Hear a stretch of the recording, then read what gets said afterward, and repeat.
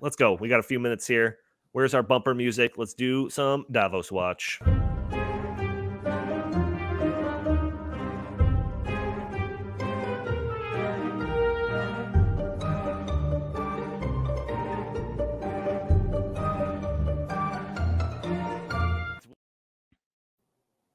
All right, folks, welcome to episode 8 of Davos Watch, where we keep an eye on the global elites from Davos to the UN and all the other advocates of global fascism and totalitarian technocracy. This week, I want to highlight a report that the United Nations Food and Agriculture Organization, the FAO, will be releasing a roadmap with global food recommendations during the COP28 climate summit in Dubai.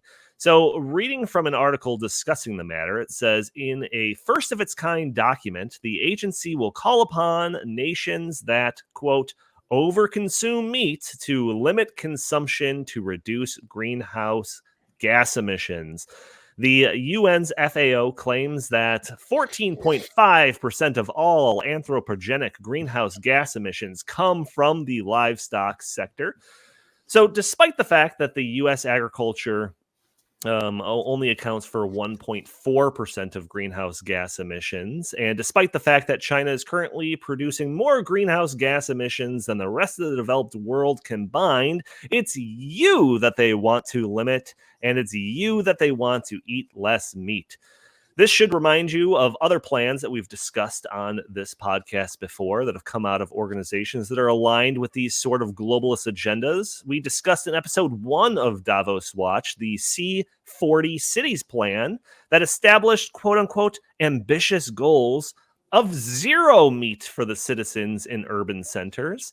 Also, let's not forget about that 7-hour CNN climate town hall event where that took place, I don't know, several years ago, where some candidates like Kamala Harris endorsed the idea of changing the nutrition guidelines in order to discourage meat consumption. I remind you of all of these things to make it clear that this isn't a straw man example, that this is very much part of the plans of all these globalist types out there and all of the wannabe central planners of the world. So now, obviously, meat is a source of protein, a major source of protein for most Americans. So with our meat consumption limited, as the UN reports advocates for, or perhaps completely zeroed out, as the C40 Cities Report cites as their ambitious goals, how are we going to get our protein? How are we going to do it, everybody? Bugs. If you listen to the In the Tank podcast enough, you've likely heard Jim Lakely doing a terrible Klaus Schwab accent talking about how you will eat the bugs. But let's get real here. Are Davos types really endorsing people switching their diets to crickets and mealworms? I mean, if you Google World Economic Forum and insects, you'll see a slew of articles fact-checking or debunking the idea of this bug diet idea being part of the agenda. Some articles will suggest it's nothing more than a conspiracy theory in their headlines. So why don't we take a little bit of a look? And Andy, I'll ask you to get that video ready. Exhibit 1, let's watch this little video. The video comes from Davos 2023, is recorded during a CNBC panel on food security featuring Isabel Toledano something or another, who is the CFO of Insect, which is a company that specializes in bug protein. So let's go ahead and play that clip. I need to produce 70% more food with 5% of arable lands. And I truly believe that technology can play a part. In the same way that we found new ways to produce energy in a different way, we can produce protein in a different way. And so Insect is the world leader of insect protein. And we have a solution that helps with fertilizer, and it's chemical-free, but as well as feeding animals. So in a first step, you would reduce basically the climate impact of feeding animals today so that people can eat in a more preserving planet type of way. And then eventually feeding people also with insects is part of the solution. Because you mentioned reducing the calorie intake. I can't believe you just said that. We all know that we need to become more conscious of eating more vegan product and less meat protein, but you also know, and nutritionists will tell you, that as part of your diet, all of us to be healthy need to also have an intake of animal protein. And of all animal, insects are actually the ones that are more climate friendly. That's right. So she is discussing the idea that we can use insect protein to feed livestock. But then she says, and I'll quote her because, she had a bit of an accent there, and then eventually feeding people also with insects is part of the solution. Or perhaps we could do a simple search on the World Economic Forum website. Andy, if you want to do this, feel free to do it. But if you do that, you'll find a bunch of articles touting eat the bugs as a potential solution for CO2 emissions in the agricultural sector. You'll find a whole bunch of articles. One titled, Could Insect Farms Meet Our Food Demands of the Future? Another one, Good Grub. Why we might be eating insects soon, or burgers, bugs, and the shift to a new way of eating, or another article, why we need to give insects the role they deserve in our food systems, or my personal favorite, 5 reasons why eating insects could reduce climate change, or another one, worms for dinner. Europe backs insect-based food in a bid to promote alternative protein. And in that article, they talked about how the equivalent of like the FDA and the European Union greenlit the idea of using larval stage beetles as food. So that's something that is happening there. And it's not all rhetoric either. That you start seeing this becoming more and more of a thing. There's an article that I've cited before from the CNBC, which is massive cricket processing facility, comes online in London, Ontario. And just recently Googling this, I saw that there is another massive insect protein plant coming online soon in Asia. And also Tyson Foods, one of the biggest meat producers in the world, just announced a partnership with a firm that specializes in insect protein.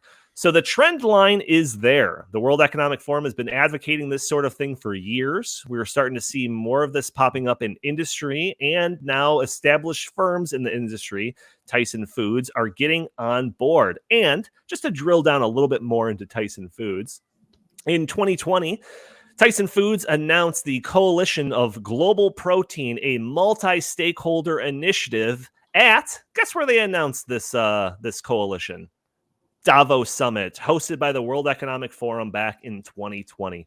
So I think that I established pretty solidly that this is real. It's not a conspiracy theory. It doesn't need to be fact-checked by, NBC or something like that.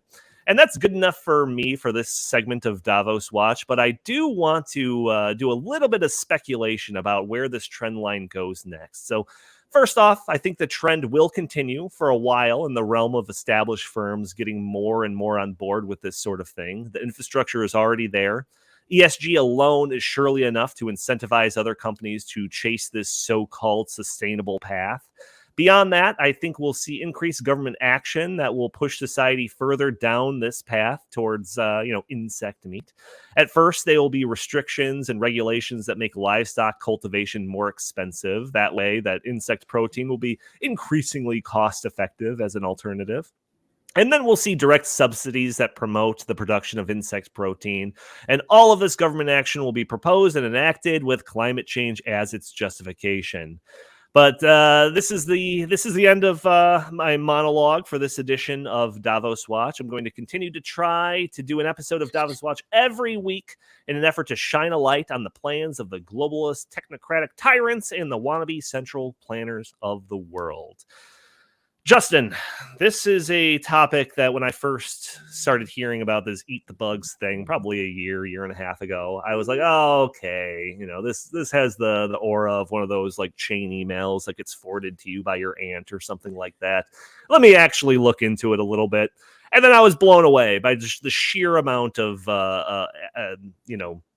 articles on the World Economic Forum and presentations done about this. Like it's real. It's real, folks. What are your thoughts on this? Yeah, it's really, this is one of the stranger things that you'll find, because although you can make, so if I'm trying to approach this from somebody who's like a radical environmentalist type or whatever, or you're an elite and you're just doing what the radical environmentalists tell you for whatever reason, it seems like this thing is the most extreme thing that you can pick that has the least meaningful impact.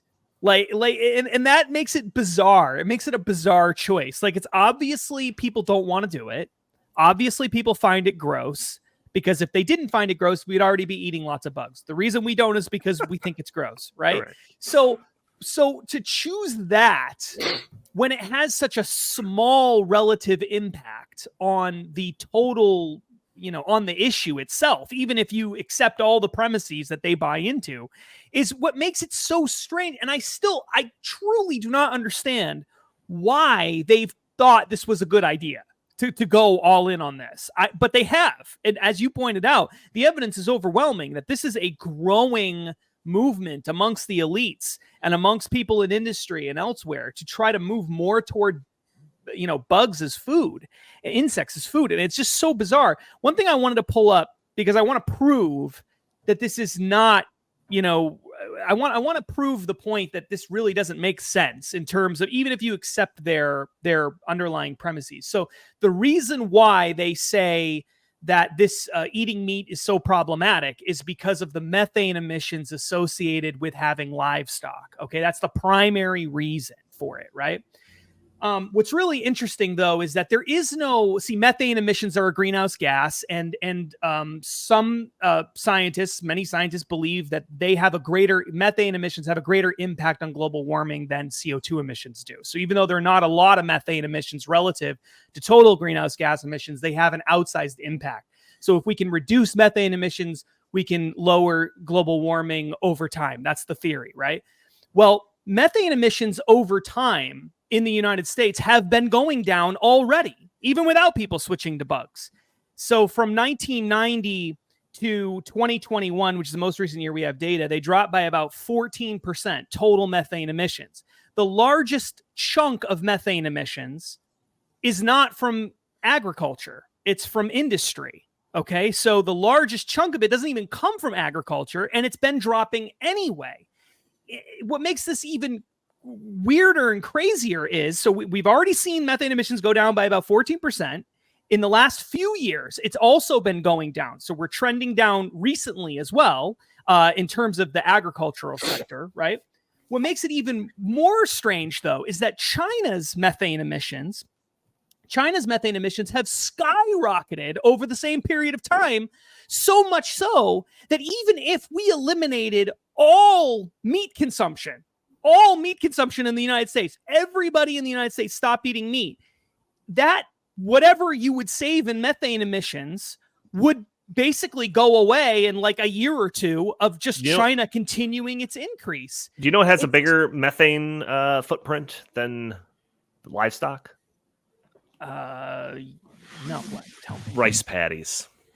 Do you know rice paddies? I did not know that. But that's kind of the point. Like, it makes no sense to choose meat. Like, that makes no sense. It's politically, it doesn't make sense. And then when you factor in all of these other things, just to go back to the China thing, China's methane emissions over the past 30 years have gone up 75%. 75%. They are now dwarfing the United States. The United States is a fraction of what China has in methane emissions. So what we do here in the United States with eating our hamburgers or whatever, even if we got rid of all meat consumption in the United States, it would have no meaningful impact on global warming, even if you believe all of the other assumptions that have to go along with that argument.